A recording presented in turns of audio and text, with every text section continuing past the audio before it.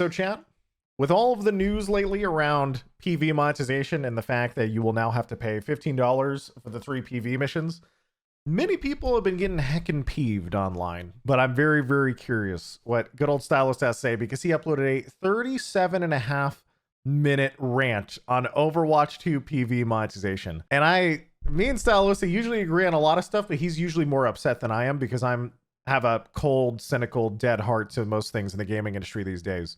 And I think Stylosa occasionally he gets more heated than I do. So let's watch.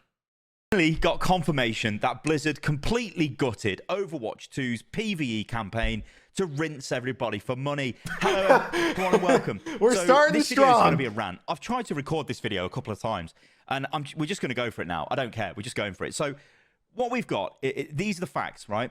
It's going to cost you, let me bring this up on the screen. It's going to cost you $15 if you buy this Invasion bundle, right? So it's the Overwatch 2 Invasion bundle, $15. This is for 3 story missions, of which all we know in terms of the length of these missions is it took somebody from Game Informer 30 minutes to complete with some of the devs. Now, no slight to any game. One thing to add on about the 30 minutes was it was 30 minutes with devs and 1 person on hard mode, and that did not include cutscenes. And apparently there are 8 cutscenes, which are probably just the in-engine cutscenes. So I would say I'm probably going to watch the cutscenes, and I'll probably be faster than a random person doing the mission. So I would say I'll probably just say, hey, 30 minutes is fair. I'll probably do it a little bit faster, but I'll watch all the cutscenes and we'll call it good. And that was only 1 mission, correct? So I would assume anywhere from an hour and a half to 2 hours for the $15 for 3 missions. But also, even before we start getting too hard into that, it's tough to talk about, because free-to-play games, when you start discussing dollar value for your experience that you get, is such a hard and difficult conversation to have. Because realistically, if you want the most value for your money, it's to play a free-to-play game like Overwatch, Apex, Fortnite, Valorant, list all of them here, pay $0, and then just play the game forever. And so it's tough for stuff like this. Anyway, let's go. Let's keep going. Let's see what let him go. Let him rant. Well, I've been to BlizzCon 4 or 5 times, and I've seen Game Impress in real life. They are the worst gamers I've ever seen in my life. Oh, I'm saying no. I'm enjoying myself, but they're trash. And you put them next to anyone who plays a bunch of Overwatch, and if a mission takes them 30 minutes, it's probably going to take you 20 minutes, right? Anyway, that's besides. Okay, to be fair, though, I can't blame those poor random journalists, because they probably have to play 30 different games and genres all the time, so they don't have the time to actually get really, really good at any specific genres. So, that's the point. So I get it. What we've got is you pay $15, you get access to 3 archives missions, right? This is the way I'm reading it, and you get access to them forever. They also give you 1,000 Overwatch coins, right? And go, oh, it's worth $10, right? So actually, look, it's equal to the I know what he's going to go into. If you're going to buy the Battle Pass, why don't you spend $5 more and actually get this? Because this is going to give you the story missions as well. That's totally what they're doing here, right? Yes. Anybody who walks into next season, sorry, next season. Oh, it is next season now, because season 5 just came out. Anyone who walks into season 6 and is buying the battle pass will not buy the battle pass. They will all spend the extra $5 to get all the story missions as well. 99% of the player base, right? I assume. Now, you look over here and it says you get a new Sojourn skin, value $19. Now, Blizzard's smoking the biggest reaver going, because this the $19 value because their is skins funny. are bollocks, right? Some of them are good, yeah, but $20 for a skin, it's like, I can't, it just doesn't compute in my brain. I realize there's games out there that do charge a lot for cosmetics, but you can buy entire games for this, yeah? He's going to do what feels to me is kind of we all should rage about $20 to $30 skins, or even more, because, games like Valorant and Apex sell their cosmetics at the highest end for much more than Overwatch does, actually. They'll go up to $100+ for a cosmetic, right? And so this feels to me more of just general rage against how far the gaming industry has kind of gone down. Both are bad, I know. And so it's sort of like how do I put it? The Valorant $25 gun skins, it's a shame to see, he's having what I feel like is the normal reaction to this. If I saw this 6 years ago, But now I've become so numb to it over time, I just don't care as much because people buy it. And I see them all the time in the game. So are the devs even wrong? I see so many stupid people who buying and wearing these $100 plus skins all the time in other games like Apex. And so it's like, we may find it dumb, but apparently the silent majority actually just spends that money. Who are these people? The people keeping your game running. It's industry standard. It is. It's actually crazy how far the industry has shifted over time. I mean, just imagine, for example, someone just pointed out in chat, Doomfist One Punch Man skins. That's a perfect example. There you saw them every single game, dude. I saw people like that wearing it. I see the Necromancer $28 skin cost in Diablo 4. Yeah, people are willing to spend money on cosmetics. So the fact that they say, you know, a skin is a $19 USD value is silly, and it is, because it is literally just a skin and all this other stuff, and they are putting it $20, you know. But that is also the state of the gaming industry now, and it's actually really disappointing. It's very sad. Like, you could buy Vampire Survivors for a few dollars, and I've literally played that game for like 130 hours. Like, what the hell? You know, it is ridiculous. The value is not $19 of a skin, yeah? It is a joke, but it is there, so it looks like, oh yeah, gee whiz, man, this is such a great, awesome deal. But people buy it. That's a sad thing, right? Wait, so, there's more. I get it. Because you also get access to Sojourn if you don't have it unlocked anyway. Great. I'm just going to stop myself here, right? Because you know what really pisses me off about all this Overwatch stuff is PVE, if it was a full campaign, right? So if it was 20 missions, yeah, and you just went through all those missions and it was all together and they sold it as an expansion for $60, you could advertise that, Blizzard. People could go out there and be like, look at this. You could do a Diablo 4 advertising campaign for that. It's not wrong. I think he's about to get into what I've talked about a lot, which is the $15 for 3 missions thing isn't necessarily so bad specifically by itself, but it's the sequence of events back to back that feels so horrible and is actually kind of hilarious. We go from, you're going to have this $60 box product where you have a full campaign and PvE in game. Oh yeah, we removed the PvE in game.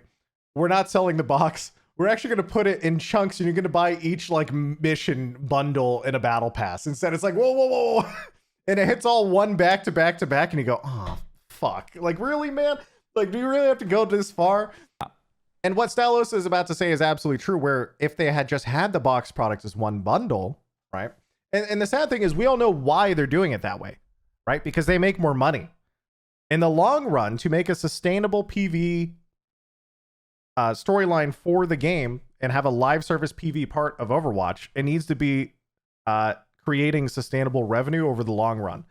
And so what Stylosa is about to say, all this stuff is, well, they could have just had a box product and sold it, but that probably wouldn't have made as much money.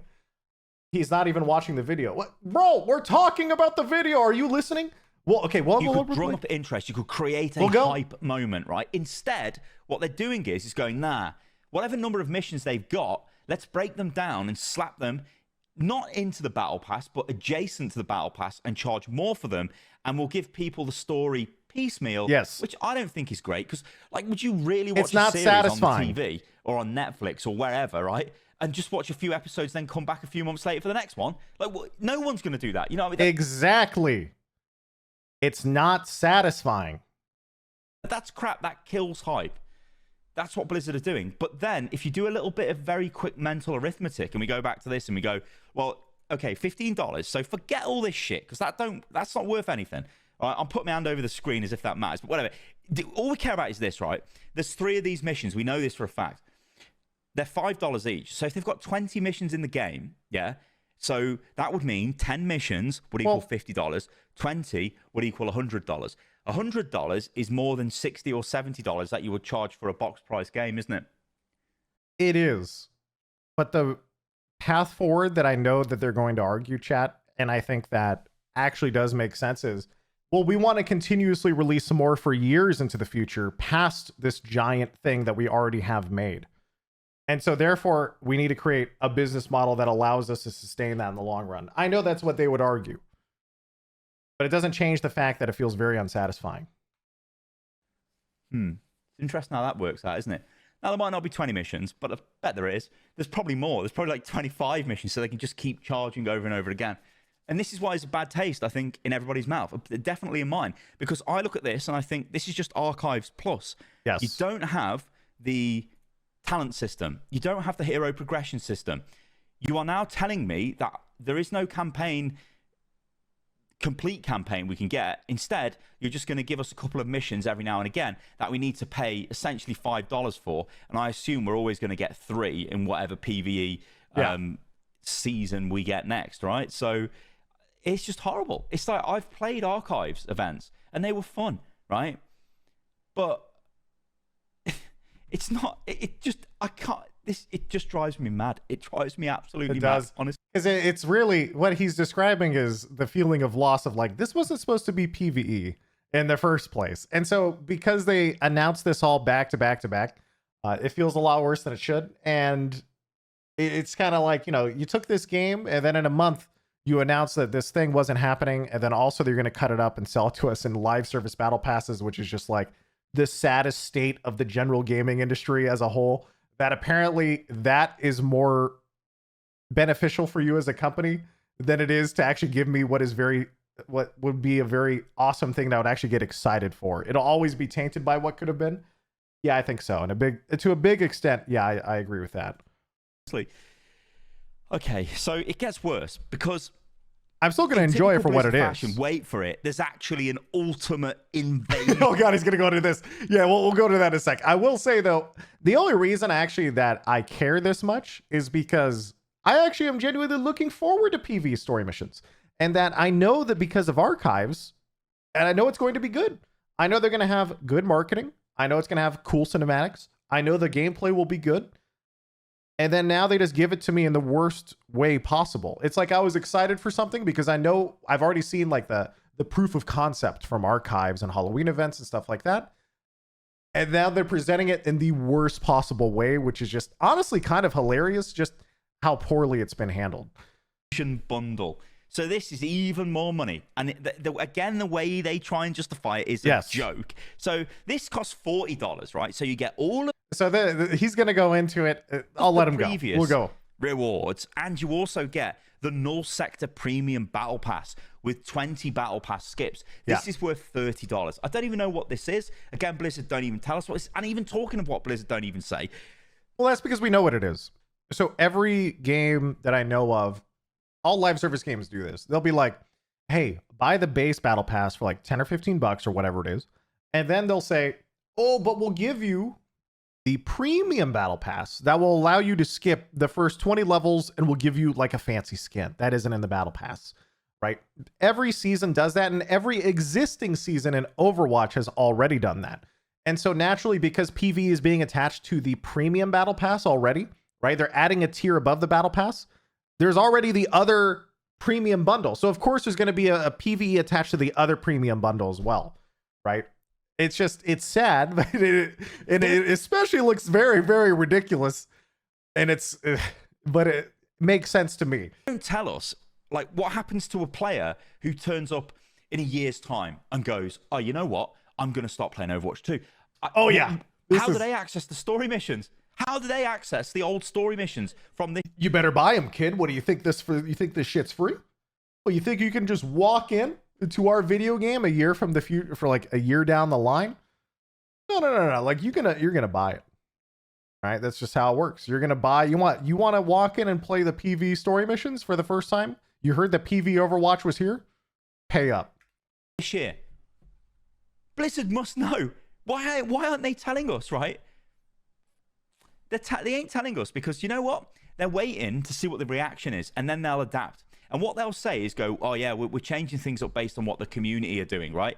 It's never that. They change things up based off the balance sheet, right? I look at Lifeweaver, and okay, I've got a tinfoil hat on now, and I'm totally going off into the deep end. All right, whoa. Before he goes off into the deep end, though, I actually want to cover what he was describing a little bit of... I lost my train of thought already, but dude, it's tough, man. Like, PV was supposed to be a premium product already in the box product, so I understand that they have to monetize it in some form or fashion. But it feels, before he goes off into the deep end on some other stuff, which will be super crazy, I do want to get this point out though, that chat, that like, my issue isn't that PV is monetized. For me personally, The issue is that we have a free-to-play live service game, right? So your players are walking in as free-to-play players. I think there should be something free for that audience to play PvE for free. It doesn't have to be everything. It doesn't have to be all the missions, but there should be something. That's what I feel. And it feels very strange that what is supposedly this mode that is, very wide reaching, has general mass appeal, right? There's a lot more people interested in PvE Overwatch than there would be PvP Overwatch. And yet that's the thing you're going to hard paywall instead of having like an entry point somewhere. It feels a little bit weird to me. Anyway, now let's let him go. Lifeweaver is just garbage, right? Yeah, he is. He is garbage. That means people won't buy the battle pass because the hero is garbage. If the I don't know hero about is that. strong, people will buy the battle pass. So the hero is now buffed because Blizzard have decided to buff him because he's garbage, right? I reckon Blizzard were kicked up the arse, the developers, going, why has your Season 4 battle pass sold like shit? Because the hero was garbage. Oh, that's never going to happen again, right? I don't think this is true. And I really don't think any of this is true. I think realistically, they just saw people playing Lifeweaver, and Lifeweaver was so bad that Lifeweaver was effectively a troll pick that was throwing games. Like if you pick that character should have been disabled in ranked. Okay, the ability for me to pick Lifeweaver in ranked is just holding everyone in my team hostage. All right, that's the real reason that should have been disabled. The conspiracy theory of like the economic reasons and everything behind the scenes stuff like that, I completely disagree with, because I just don't think that's how the balance and that stuff works. They don't want to release a character this bad. It's just a miss. That's it. I'm thinking like this all the time with the game now, and it's really what does me head in. And I've got to say this as well before we move on. Like, people say to me, Sty, why do you even bother covering this game anymore?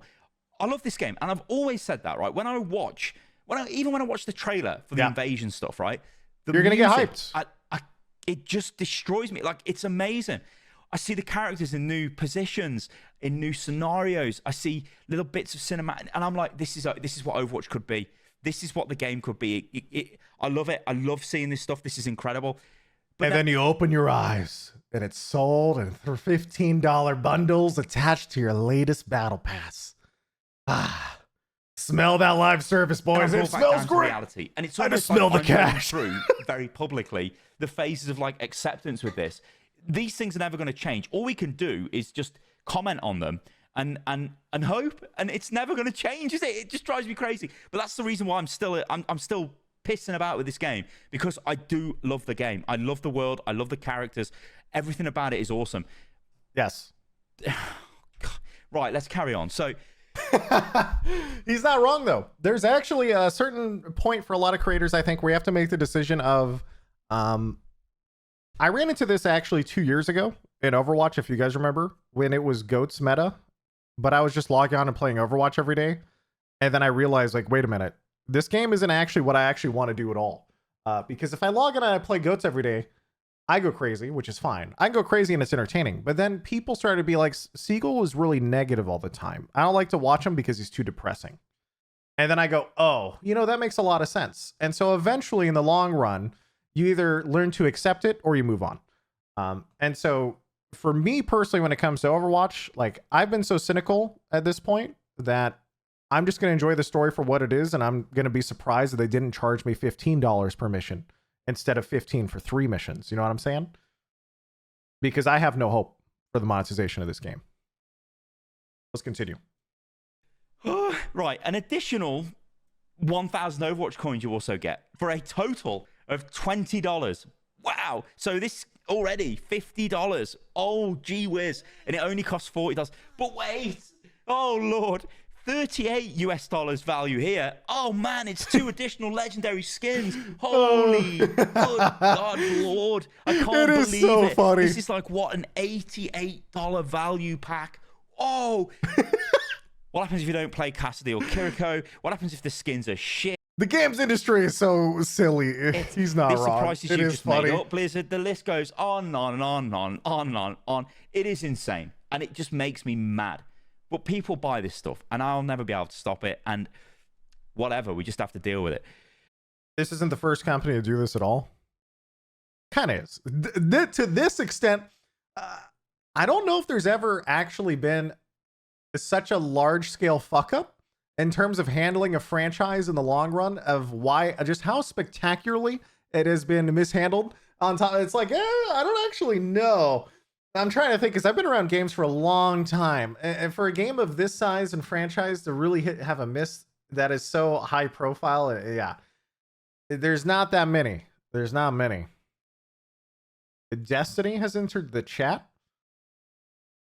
Guys, you can't even say Destiny. Destiny 2 came out. All right. This got like, stop. All right, let's go. I do like this picture, actually. I'm looking forward to whatever this is. I think, And there's going to be guys who's in chat. When Overwatch 2 came out, yeah, okay, buddy. this is Gothenburg, it looks like, in the background. So there's some sort of giant Omnic. Looks like the big Omnic from the 0 Hour cinematic. And, you know, I hope that's fun to play through. Right. That's what I wanted to show you on here, because what I want to do now is I want to go and show you what happened is this. So this is Game Informer. Now, Game Informer, they had an exclusive hands-on with the PVE story missions. So I'm going to let's just go through this, right? Let's just go through this. I might block some of the tech stuff on the screen. I apologize for that. I'll make sure I'm aware. We took a look at this earlier, chat. It's a very big, what feels like a giant PR article, just talking about Overwatch PV missions, and it's just like it's just a PV. I don't know. Down, corp article, I guess, because I get a bit heated. Anyway, Blizzard Entertainment, Blizzard's Overwatch 2 dev team ignited the community last month when it announced that the hero missions, part of the PvE content that was, I don't even know, I can't even remember if I ranted about this, but like, oh man, this got me too.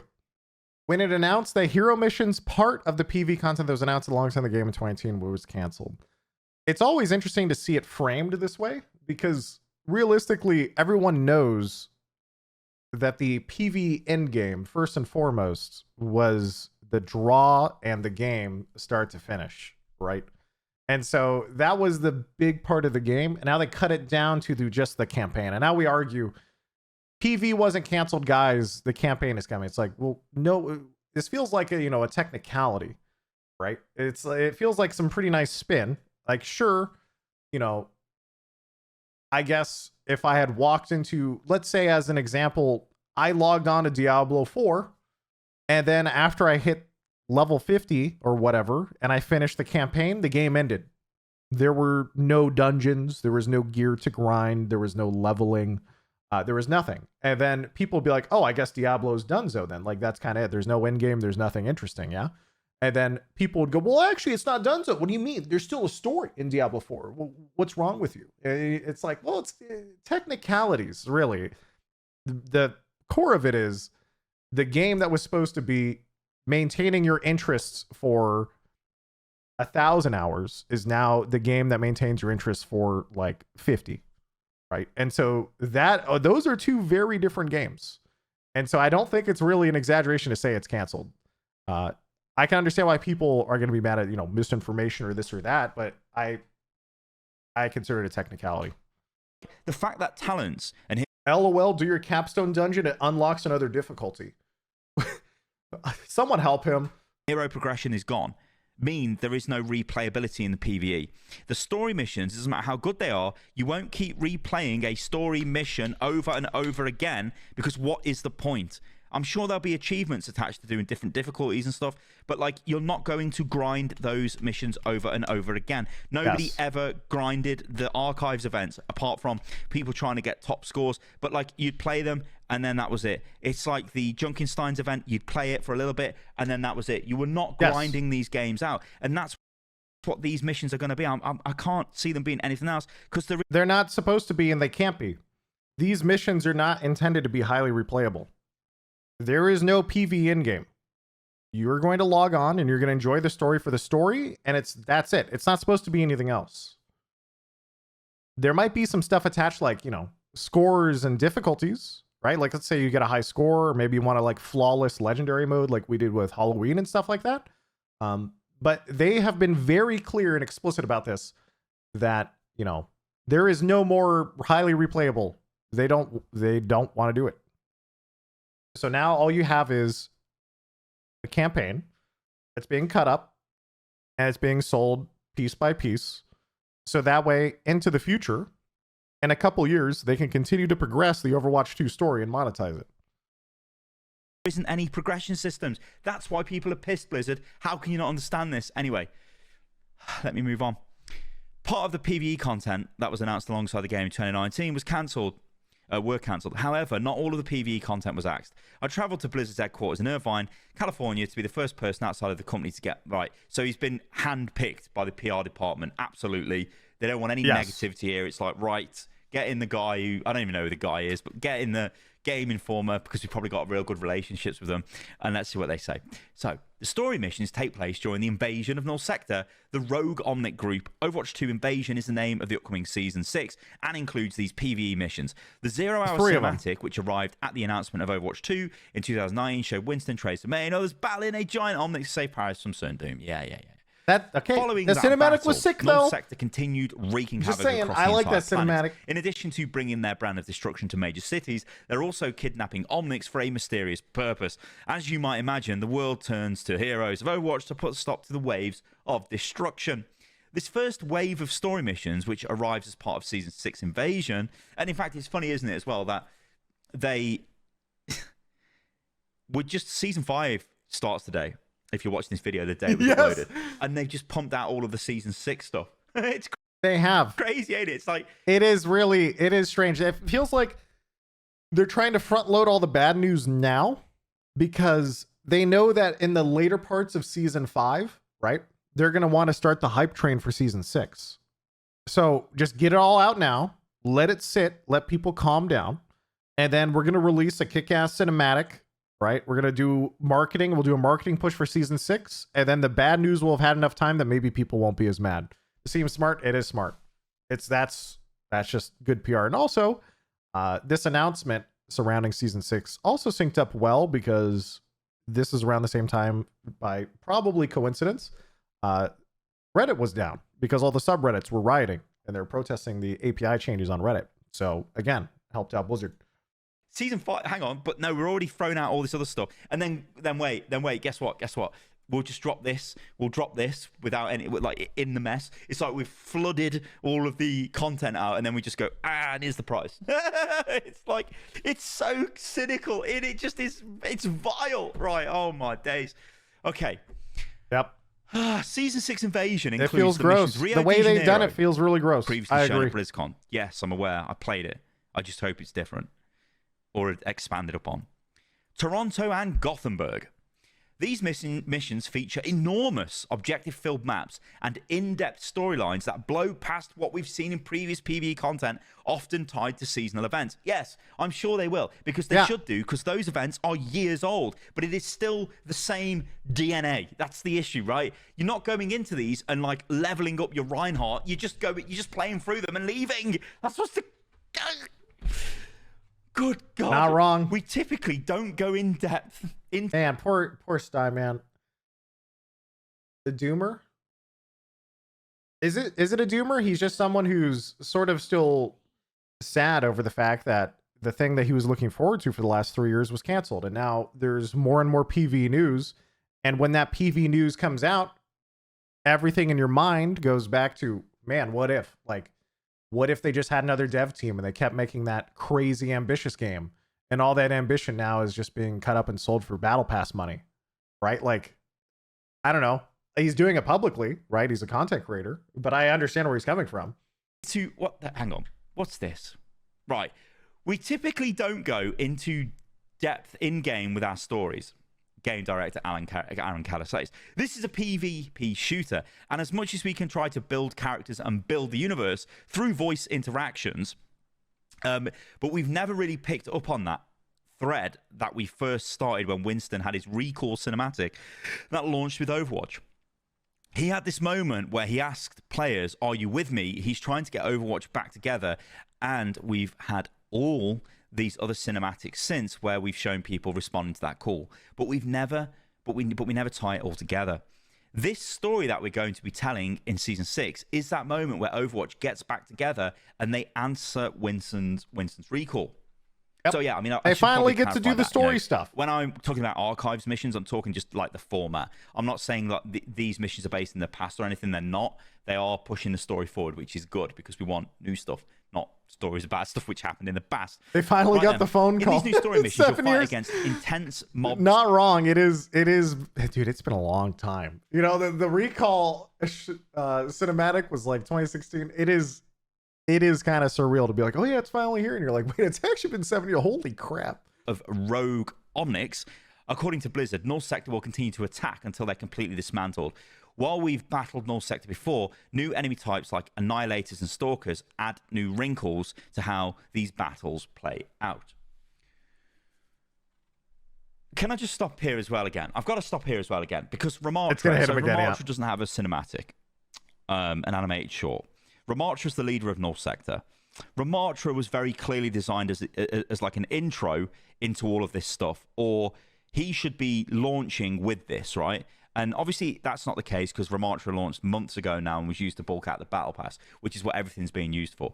It's like they are kneecapping themselves away from being able to create moments of like awe, you know. That is interesting. I never thought about it that way.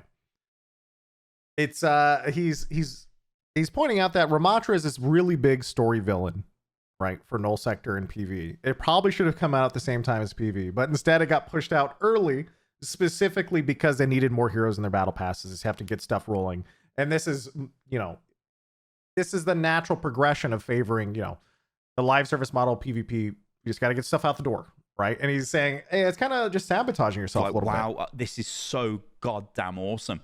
And they dilute it down. And anyone who's played Overwatch or had any exposure to any like Blizzard games in the past, you just feel disappointed because you're like, you can see what this should have been, and you can see in real time how it's getting dismantled just to push microtransactions, which are not even micro.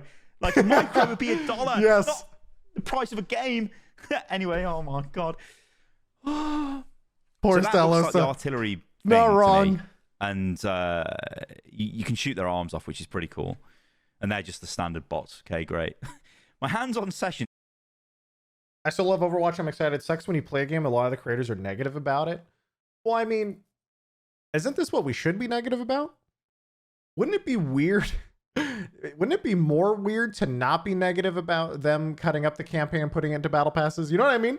I would feel actually like very corporate to do that. You know, just be like, guys, I'm really excited for the opportunity to pay $15 for my 1.5 hours of gameplay on season 6 starting August. You know, I'd be like, wait a minute, I'm not sponsored. Like, wait, what's going on here?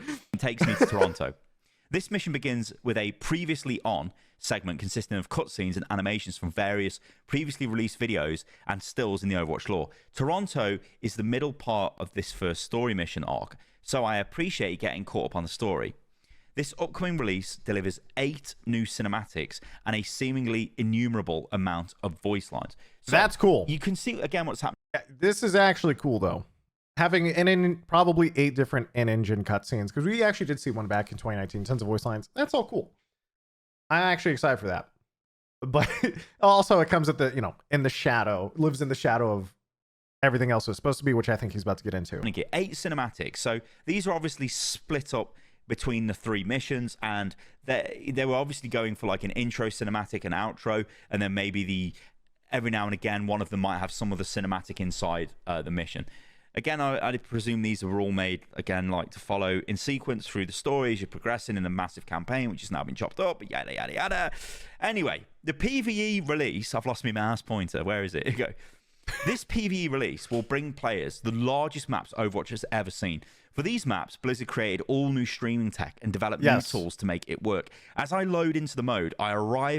So, right there, all new streaming tech developed new tools to make it work. Remember, a huge part of why Overwatch 2 was a thing was because they had to revamp the entire engine to support developing PvE content into the future. Right? Now you're actually going to see, hopefully, the new stuff they're able to pull off. At a computer terminal. This communication screen allows me to dive deeper into Overwatch lore with dedicated pages of emails and communications from other members of the team, or even look around at photographs on the desk to trigger voice lines. Once I'm ready for the mission, I can initiate it from this same computer terminal. Now we've seen dedicated pages of emails. Makes me feel like a Deus Ex game, chat. You're like hacking into the computer. You're just like, but what did Tracer email Bap with? Show me the lore. Do I find this actually? I guess I can find this. Hang on a minute. We've seen this before because this was released in BlizzCon Online. Let me just find this because I think it is worth actually doing it. Oh, he's going to pull up the terminal. I know the exact clip that he's talking about. Sound play. If you do, I apologize. I know what he's talking about. So there is a computer terminal clip. BlizzCon Online video. One sec. This is the worst filling in a video ever. I just don't want to show you guys. There is a bit, and he's going to pull it out, and people are going to make comparisons. Cosplay anniversary. No. Blizz behind the scenes of Overwatch. Surprised he didn't edit this out. Although I think he's doing it all in one take. I think that's he's crazy. It. Hang on a minute. I think. By the way, I set the locker code as 04. Yeah, Tracer. Yeah, exactly. Yeah. Hold up. I think this is it, right? So this, if we skip. I think they show Winston's terminal in this. They do. I know what he's talking about. I remember this because I went through this presentation many times. I think right there. It is. Maybe. Hero missions, probably one of the things that. Yep, the computer terminal. They showed this initially at BlizzCon Online back then. There's lots of little lore bits around the desk, stuff like that. This is a pretty easy, like, connection, I think. There it is. Jeff, yeah. Hero missions have been deleted, mate. RIP to hero missions. Like, check this out. This is Winston's desk.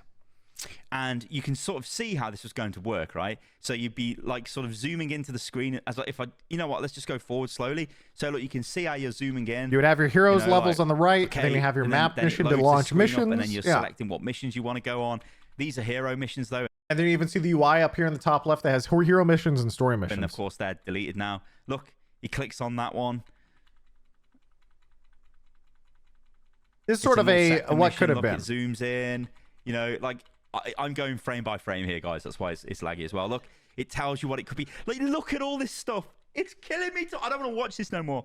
I really don't want to watch this no more. Don't do it to yourself. It's not worth it. It hurts. Get out of here, Stein. No, don't play it again. That's Winston's computer. Yeah. It's not worth it. Whatever. It is. It's hard to wrap my head around. Okay. Poor Sty. So finally, we're going to get to mess around with that. Great. These story missions always consist of other human players, whether match-made or through your squad. The developers tell me that if a player drops, a bot may take over in the interim, but there's no current way to play alongside a team of bots. There will be in the future, guys, right? Because who the hell will play these missions in 2 years' time when they're like the first missions, the old no one will be playing them, will they? It actually goes even one step further than that. It's not even just the fact that they will be old missions, chat. But remember, it will be old missions, and there's 4 difficulties. So imagine you are playing through the campaign in a year or two on legendary mode.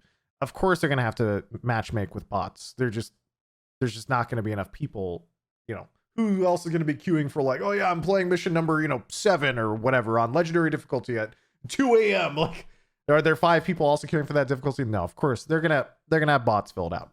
Jared did confirm it. There's bots. Yeah, they're bot teams. They'll be full of bots. They'll have to be. With my squad full of Overwatch developers, I feel pretty confident. Makes sense. So we choose hard difficulty, which, despite its name, is only the 2nd highest difficulty level. When you go into a mission, you can select normal, hard, expert, or legendary. With that out of the way, we start the mission. Legendary, I do think legendary will be very fun. On what's going on in Toronto. North Sector is attacking humans and grabbing Omnics who haven't gone rogue. Mostly because, chat, I've already done it. We did legendary on Halloween mode. Like I assume it's just going to be a straight up copy and paste of Halloween. Them. North Sector ambushes. You're going to have scores, stars, Omnics, but thankfully, legendary, and a bunch of difficulties. Call good. Just in time to spring into action and save the day. Shortly thereafter, Cassidy, Reinhardt, and various other members of Overwatch emerge from the shadows, led by none other than Winston. At the character select screen, we're limited to the characters who make sense for this particular mission. In this case, it's the team members who are in the cutscene, which encompasses the heroes of Overwatch. However, it's not that simple, as characters like Torbjorn, so you're locked to certain heroes, and Zenyatta aren't around at this point in. I'm gonna skip ahead a little bit. Let him keep. There, he's done. Game impressed, man.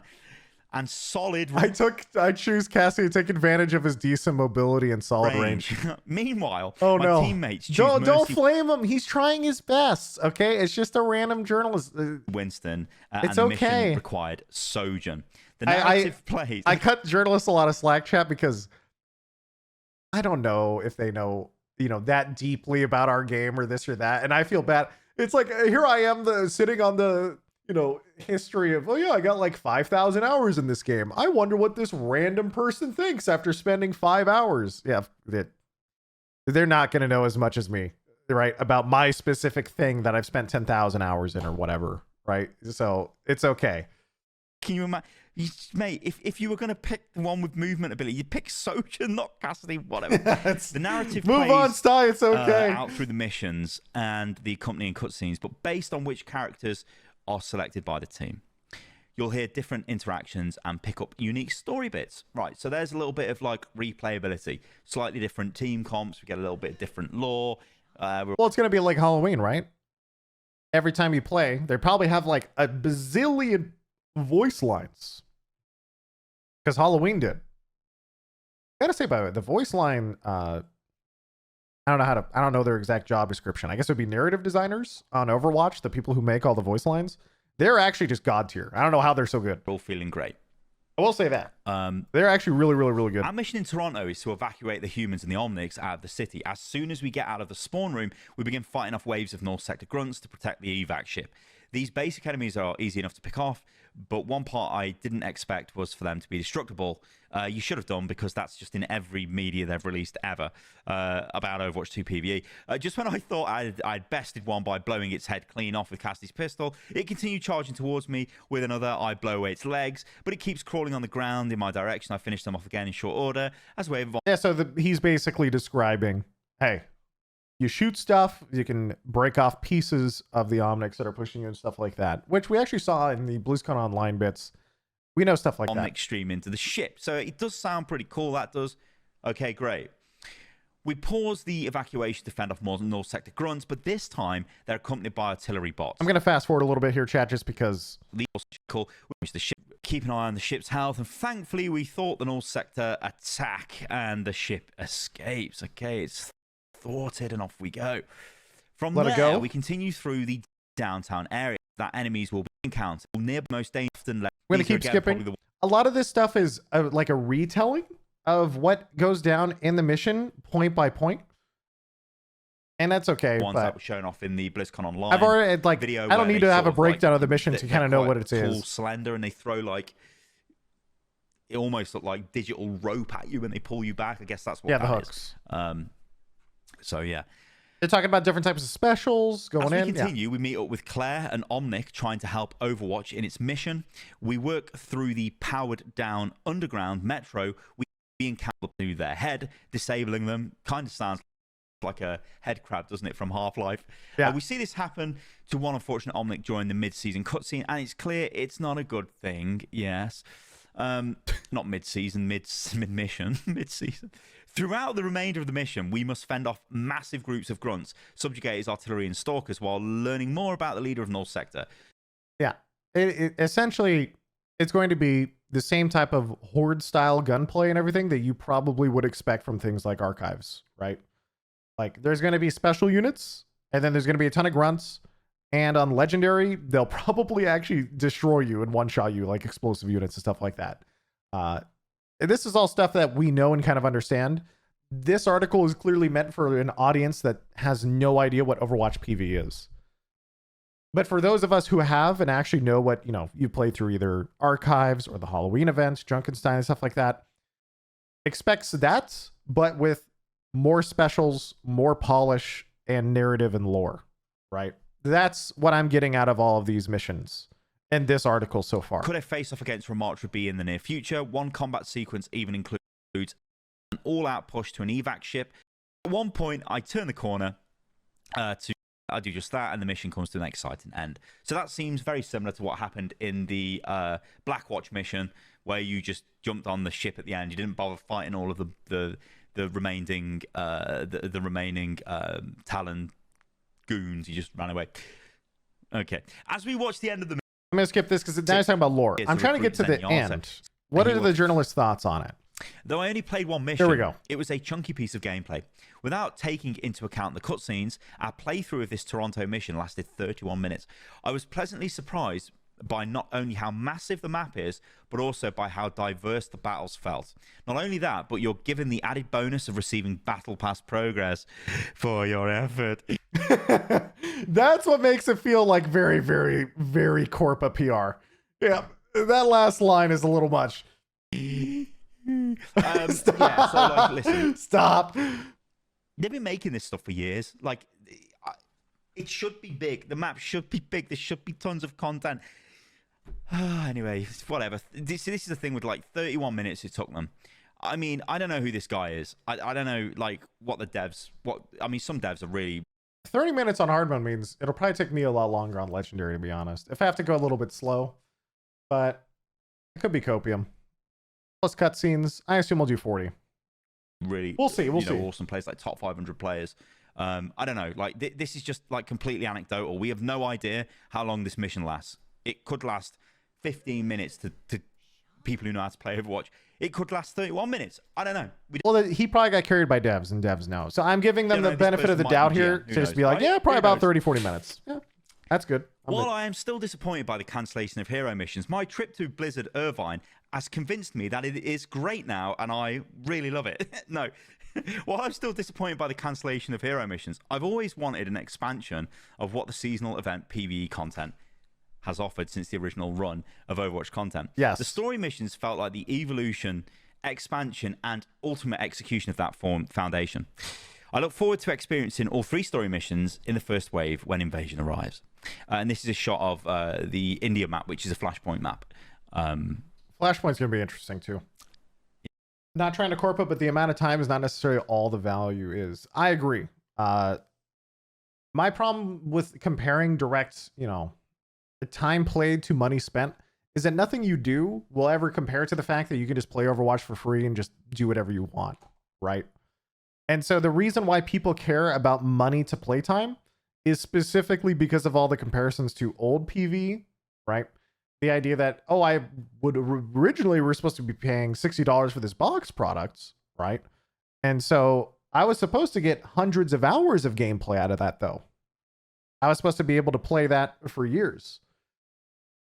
And then now they're cutting it down to just the campaign, and then they're hard paywalling that and cutting it to pieces, putting in the battle pass. They've literally never said PvE would be free. I don't think anyone's ever said that they would say PvE was free.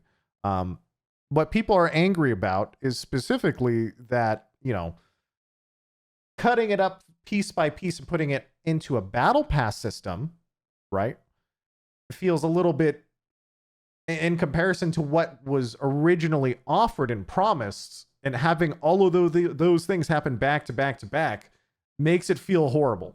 In comparison to, like, if you had never known anything, right? And you walk in and they say, hey, you want to play PvE, $15 and you get this season's PvE missions. You'll be like, well, if I want to play a whole lot of them, maybe that's pretty expensive. But that's fair in itself. You're probably like, yeah, it's kind of fair. I wish I had something for free to start with, though. Right? That's my problem with it. And I have different problems than I think Stylos is. Most of this video so far has been directed towards, how shitty it feels. And it actually does feel pretty shitty. But my problem with it is actually, I think it's just a bad way of doing it. I don't think that hard paywalling PvE, which is supposed to be the mass appeal part of the game, is a good idea. I think it needs to have a part of it that is free. Because it just feels like, you have a massive free-to-play audience, right? They should have something that's free in PvE as well. That is to get them started onto wanting to enter into the story and stuff. I know what people are going to argue, and I had the people argue with this to me yesterday. They said, Seagull, how can you say that when the PvE events and other PvE bits are already free? And it's like, yeah, but that's not the campaign. But I don't know. I don't really know how to cover it. So that's just my opinion at the end of the day.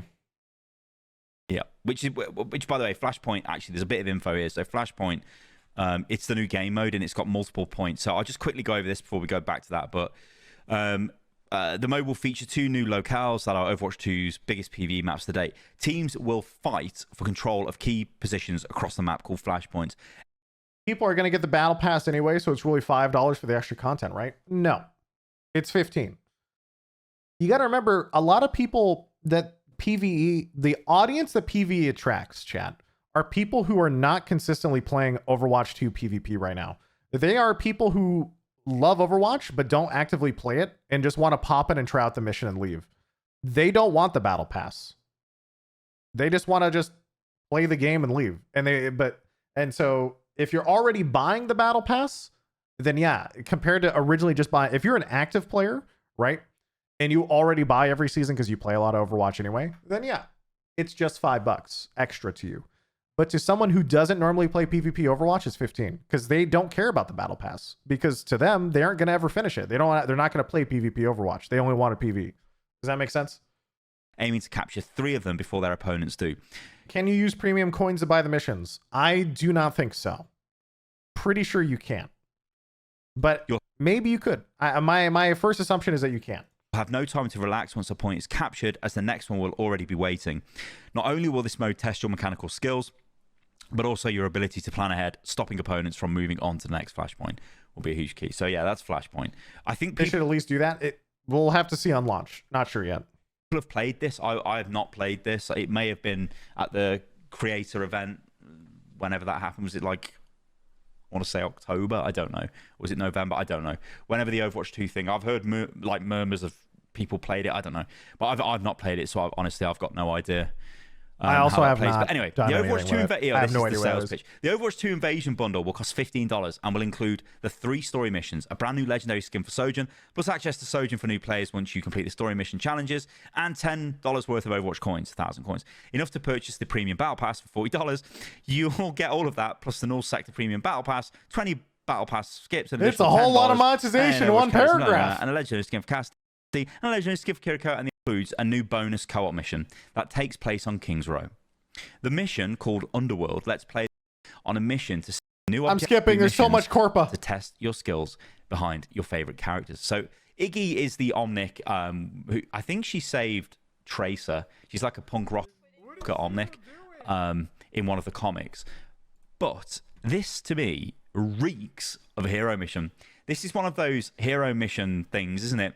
And yes. They've just gone, yeah, we'll just add these and we'll call them co-op missions, bonus co-op missions, and we'll throw them in because I think they've actually confirmed that somewhere else. But yeah, essentially they've already developed and have a lot of Overwatch PvE content. They're just going to use it, right? It's already made and a lot of it's probably pretty good. They just couldn't come together into an actual cohesive game. And they worked on it for how long has it been now? 4 years? Longer, maybe? So yeah, it says right there, next paragraph. I'm pretty sure that is. You know, it's not, and we'll see. Really, I don't have an issue with this. I'm glad that they are going to use that stuff, and we'll see more of this in future. Things like VIP protect the president sort of game modes, or that would be funny. Protect some sort of building from taking damage or an object, or go out and collect things and put them into a container, and when the container reaches max mission objective completed, there'll be things like that. I think we'll see more of that in the future, which, but again, I don't know if this is just free. I mean, it says a new bonus co-op mission. I don't know if this is just going to be in the arcade and anyone can play it, or I assume it's part of the paid PVE 50. I assume how it's going to work is they're going to recycle not recycle. It's probably a bad word to use because people think of recycle as reusing content. This is content we haven't really seen before, so I don't really consider it reused. They're just going to adapt the hero mission stuff they've already done and just put it in the game any way possible. Repurpose. Yeah, I want to see that shit. Even if it's not fully finished or they couldn't put it in one game, I do want to see it. $15 pass. They think they would be very clear and actually answer those questions, but they're not.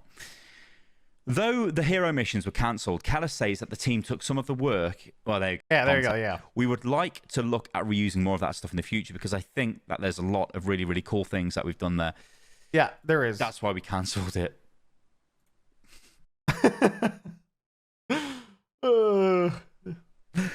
No way, it's for monetization reasons.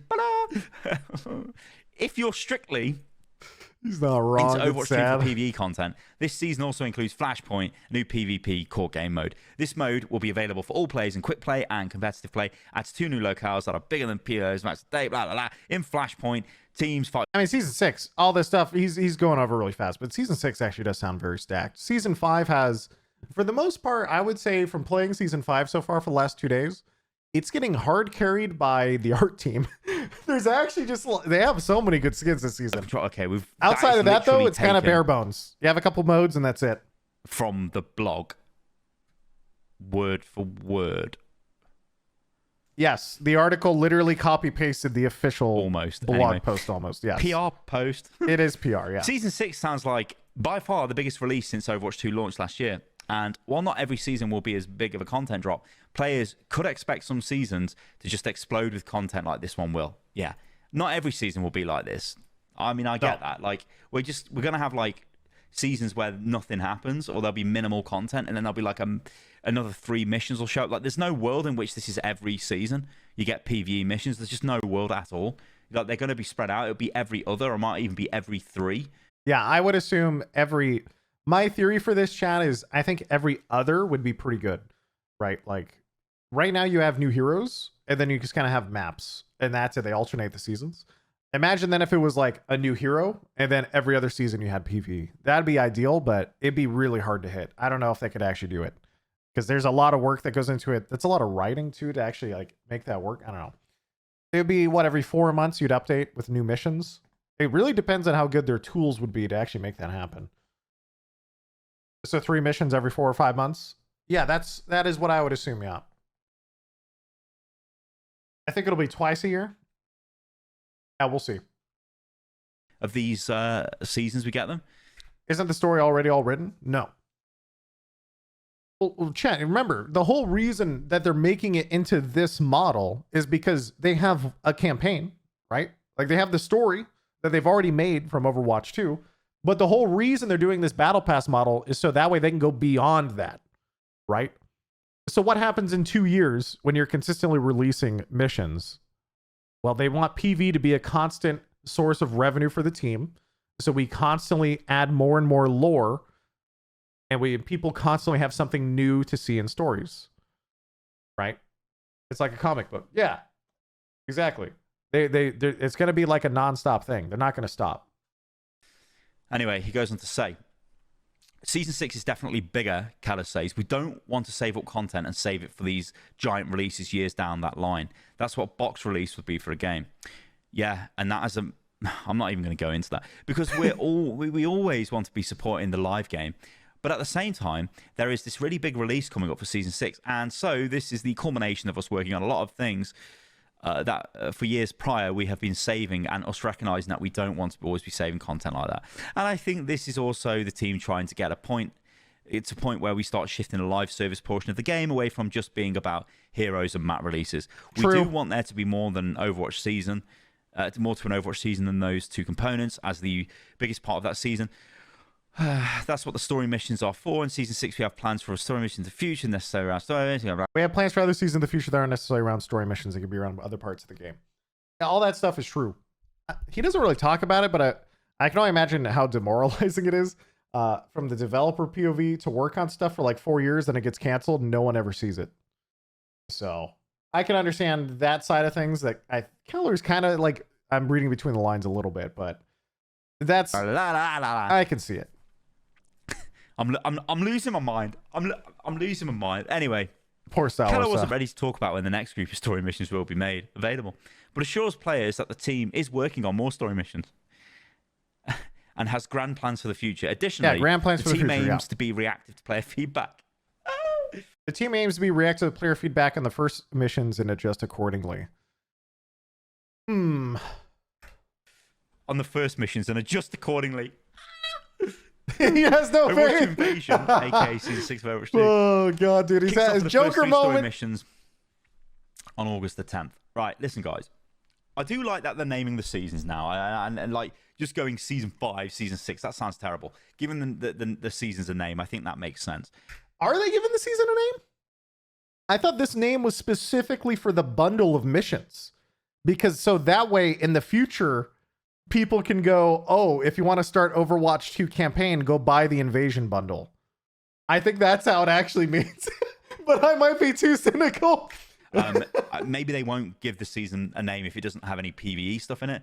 But like, yeah, that's why I point think now with this game where it is like abject acceptance of what we're dealing with. And when I see comments, you know, even just to go to this sort of comment here, you know, we don't want to save up content and save it for these giant releases years down the line. That's what a box game's for. I'm reading this and you guys can't even see it, but that comment there, it's like, yeah, but that sentiment was fine when we had no content in Overwatch for like 2 years because you were working on PvE. Now, though, we're in a world where there is content coming to PvP. So I don't understand why the PvE isn't allowed another year to brew. Like, would it even matter? yes. And this is the real core of the issue, isn't it? Why does Blizzard apparently not have the resources to have another developer team work on PvE separately and release it when it's ready, instead of having to cut it up and put it into battle passes because apparently they need money right now? Right? That's really the big question, because it was too ambitious. Yeah, maybe it was too ambitious. It was going to be a full PvE in-game and PvE content, right? So greed, quarterlies, got to hit those projections. That's how a lot of us think, right? I look at it and I go, it feels like a massively short-sighted move. And apparently, or for whatever reason, Blizzard is unwilling to take on the risk and create a second developer team to work on it, simply because I guess it would cost too much money. And I don't have anyone else to blame but just corporate at that point. They literally don't have the manpower. I know. I've talked about it previously. Overwatch's total dev team that works on PvE and PvP right now, chat. Like, everyone who works on Overwatch, if I remember correctly, is around what? 250, 300 people at most. The amount of people who work on just Destiny is something like 800. Right? So just literally looking at the raw number of people that are working on it is tough. Like, and that's not a WoW has 750 plus. Yeah. Just hire more. Well, that's a huge amount of people, obviously. What I'm trying to get to is, it's a shame that, you know, they apparently just don't have the resources to pull off something that a lot of people were genuinely excited about, because it really feels like they probably would have printed probably a quick $1 billion fucking dollars off of this. And they are just unwilling to take the risk and roll with it. So anyway, let's keep going. Overwatch League is a cash fire. Wait, what does Overwatch League have to do with this? Wasn't Blizzard the one yoinking all the money from the silly investors? If anything, Blizzard made out pretty well from Overwatch League, you know? All right, let's keep going. Just give it another year, then release it as a full thing. It's because it's not about saving the content. It's about monetizing the audience they've got at the moment, and going for like that maximum return. That's the issue here. It's not, let's gamble and let's put this big PvE expansion together and try and like create a big hype moment again. The reality is, they had somehow managed in the world of 2023 to get a massive audience that was interested in a live service PvE game in the Overwatch universe, right? And all they had to do was take the time to actually release it, and it probably would have made them a stupid amount of money. But instead, it was too risky, so instead they just put it in battle passes instead. That is so disappointing. And that is why he is so sad. That's why everyone is so sad. And so to see it, you know, the announcement of PV monetization and all this other stuff, $15 for 3 missions, whatever. That's not really the point, though. The point is how sad the whole situation is, not the specific piece. You know, and I'm always going to be annoyed that we're losing these progression systems, the talent systems. He's going into it. I viewed those hero missions and the talent systems as like another way to enjoy Overwatch, right? It isn't just this it was supposed to be grind set game, PvP, sorry, grind set. You could chill out and you could play PvE. I mean, I've been playing quite a bit of Diablo recently, like I think most people have, but yeah, I haven't touched PvP in that game. And I know that game is totally different. It's an ARPG, but like the point I'm getting across is you can relax for a few hours and play that game. It's very hard to relax playing Overwatch because you're always playing to win in almost every single game mode, right? You're not just messing around, right? Whereas in PVE, things could have been a little bit different, and you could have been like, yeah, you're still playing to win, but there's different objectives. We've talked about this a lot. There's a huge gap in Overwatch where like Overwatch is a massive brand and franchise, but 90% of people don't want to log in and play a sweaty PvP game. And so that was what PvE was supposed to be. And so now that PvE, instead of having a whole game, is just a segment of a battle pass that you play with for about an hour or two and then log off until the next one rolls around. That's why it's so disappointing. You know, but then like you're leveling up your character. Maybe you do dailies or you just do, you know, certain hero missions to get experience.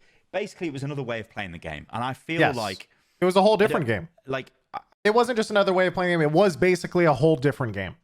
Right, which is why it was so ridiculous in the first place that the core Overwatch team tried to do both to begin with, to try and be, yeah, we're going to make a live service PvP game and a live service PvE game simultaneously with one developer team. Of course, that's impossible. And of course, eventually down the line, when they tried it and failed for so many years, that they would just eventually have to go, okay, well, I guess we just have to make money. So now we just dump everything into battle passes and just call it good. So Overwatch to me, and I'm going to end the video at this, guys, because, like I said, it's a mad rant and they just go on forever. There was a vision for this game. And the vision was very grandiose. ambitious. Even beyond like what Aaron said with the crawl, walk, run mentality. And Overwatch 2 was the walk and the run would be a fully fledged MMO of the game, right? Even beyond that like insane vision.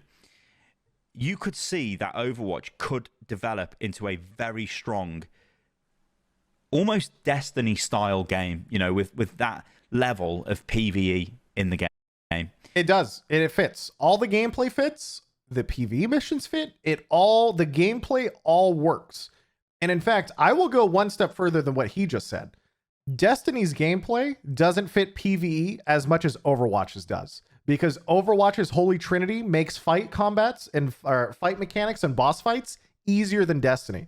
Destiny, dude, if anyone does Grandmasters in here, like GM Nightfalls is like cover camping half the time. The last time I did it like a year and a half ago. Maybe you've power crept so far now you just tank everything and not care. All the raid mechanics in Destiny basically come down to we can't really make these crazy boss fights super interesting, so I guess we'll just sit here until like solve a puzzle until we have a DPS phase. And that's kind of it. Right? Overwatch, though, because of its game mechanics being very specific of like, yeah, we have supports, tanks, and DPS, you can just straight up lift fights and how they work from games like WoW and MMOs. And suddenly, you can get very, very interesting very fast. So, anyway, that's my hot take. But yeah, Destiny does have its problems though too. Oh, of course. I'm not saying that Destiny's combat doesn't fit well for PvE or this or that. Destiny is an amazing game. And if you ever play Destiny, the feel of playing the game is fantastic. But what I'm trying to say is specifically in this idea I have of how well does Overwatch fit PvE? I think Overwatch can make boss fights that are more interesting than Destiny's because it has specifically, you know, supports, tanks, DPS. And so therefore it has a lot of shared DNA to MMOs, and it can make more interesting fights because of that. That's all I was trying to say. Now that's no longer the case because all we're going to do, or all we're going to get, in fact, is just archived missions that are expanded upon. Yeah, they'll have new mechanics. Yeah, there's story in them, more story than we've seen before. No doubt, way more story than was in the Uprising, the Blackwatch event, or even, well, it was Retribution, wasn't it? The Blackwatch event, or the Storm Rising, which was basically delivered just in audio tidbits as you were going through the mission. Yeah, they did have intro and outro cinematics, in-game cinematics, but you know, we've been there and done that, you know, and that's kind of what we're going to get. So, listen, I think the be-all and end-all is I am looking forward to these missions. It seems insane to me the way they're monetizing them. It seems like a massive lost opportunity. I hope they're good. I hope they're engaging. I will look forward to playing them. And see what he said at the end. I will look forward to playing them. I will too. I know it's going to be good. I'm going to log on. I've never had any questions about the quality, only the way it's presented. Right? The only reason I was even looking forward to PvE in the first place because I played the Halloween events, I played Archives, and I went, oh wow, if they made a whole game out of this, I'd play it. It was like a proof of concept. I don't know. We'll just go from there. But again, it's that feeling of like, it's really hard for me to articulate this. It's that feeling of like, what could have been? What could have been? Oh God, he said it. It's like, all right, I'm gonna leave the video at that because I've actually lost my mind now. God, Thank you everyone for listening and watching to the video. Stop reading the script. I'm sure you've already let me know. Bro, this is 37-minute video. I'm not pre-watching a 37-minute video. And yeah, roll on season 6. Yep, I know. At some point though, you're gonna have to accept it, and that point of acceptance though, it gets tough because you know. You will have to move on eventually from what could have been, you know?